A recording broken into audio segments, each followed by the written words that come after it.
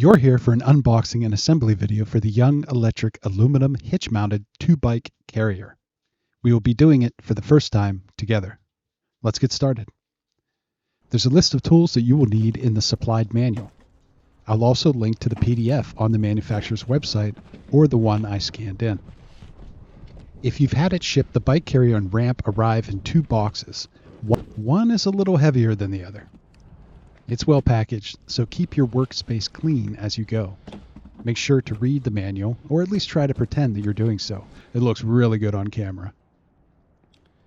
I assembled my carrier right on the hitch of our car. The first piece you'll need is a square tube with a bracket welded to it. The bracket will serve as a hinge upon which your bike rack will pivot to and from tilted, outstretched, and upright positions. The manual calls this part the folding connector. That just so happened to be my nickname in college. Set your hardware aside somewhere you don't have to bend over, unless you're into that sort of thing. The lid of a garbage can works pretty well as an impromptu shop table. You can't have mine. We have plans later, so don't waste your time asking in the comments. This bag contains the M16 threaded hitch pin, its corresponding washers and cotter pin, which you'll need to put through the folding connector you just inserted into your receiver. Yes, I understand how that sounds. The manual wants you to use both a spring washer and a regular washer on the threaded hitch pin. Now attach the supporting tube with its own smaller M16 bolt and lock nut. I found this easiest to do when the rack was in the upright position. The manual requires only a lock nut on this bolt. I may have used extra lock washers on both bolts. Lock nuts add frictional resistance to threads. Lock washers or lock springs add tension to a fastener's threads. Both prevent bolts and nuts from working loose during vibration, for example, when off-roading. It is nice they included extra lock washers. Next, you'll need to attach the front wheel fixing base to the aluminum cross beams. One of the M12 bolts seen here had damaged threads. The nut into which it screwed did not seem too badly mashed by the bolt, so I reinstalled. The others were fine. Once both wheel bases are attached, the cross beams will need to be fastened to the supporting tube. The carriage bolts were in their own blister pack. I used a crescent wrench/pipe wrench with a ratcheting open wrench on the other side. The ratcheting side uses what are called pass-through sockets. This particular set has a bunch of 10 billion point sockets for use with both metric and standard sizes.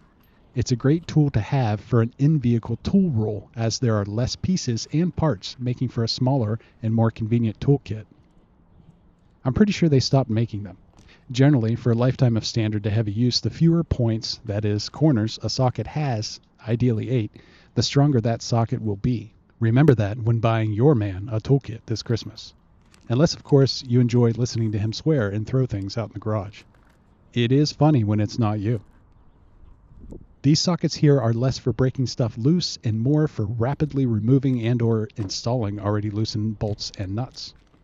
You know, times when you're on your back under a vehicle in the snow or standing drenched on the side of the road in the rain. Really wrenching on spline sockets like this is a bad idea. I'm sure someone complained and they removed the tools from the market, but if you find something like this, pick it up. The wrench itself is cool too. You can swap the crescent wrench finger around and turn it into a pipe wrench. I think it's brilliant. Wish I had one for every vehicle. If I find a link to any still out in the wild, I'll share it in the description. This actually took me a minute to figure out. The rounded carriage bolt heads face up on the supporting tube's cross-beam bracket and slide through the rectangular cutout in the slot of the aluminum crossbeam. It's just a matter of sliding the beams into place and tightening the lock nut on the bottom of the carriage bolts. Both sides are done the same, but the front wheel fixing bases on both crossbeams should be attached to the carrier in opposite directions so that the handlebars of both bikes aren't banging into one another in transit or while loading and offloading.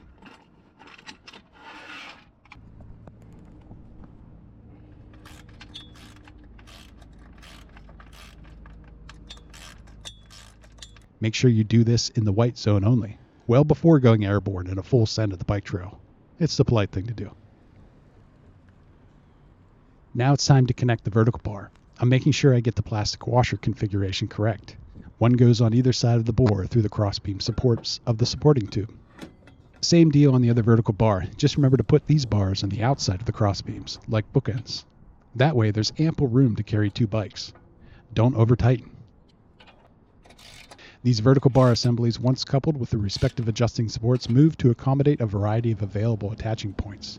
That is, top tubes, seat posts, down tubes, etc., on a variety of different bicycles. I liked how large the wing nuts were on these adjusting support assemblies. Plenty of leverage. I didn't like that they were plastic, especially on the part that is likely to be baking in the sun. We'll find out what is below the plastic, eventually. Then you're just about done. Last step is to make sure you've torqued everything to spec.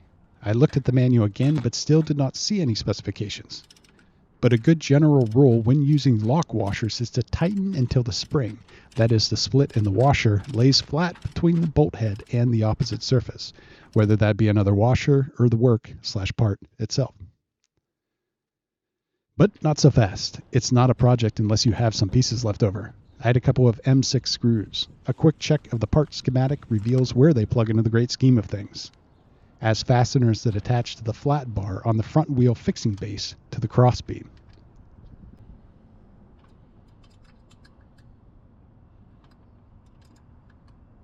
Lastly, unbox the ramp whenever you'd like. It's pre-assembled. Just attach it to the rack when ready to wheel up a bike. It's all over now, but getting dropped by a family of 5 on the bike trail. Don't sweat it. Most of those kids are juice boxing. A final note derived from personal experience. Make sure the rear wheel chock is on the inside of the tire when attaching the ratcheting buckle strap. I watched a guy do this recently in a review video. What an idiot. Good. More airtime for me.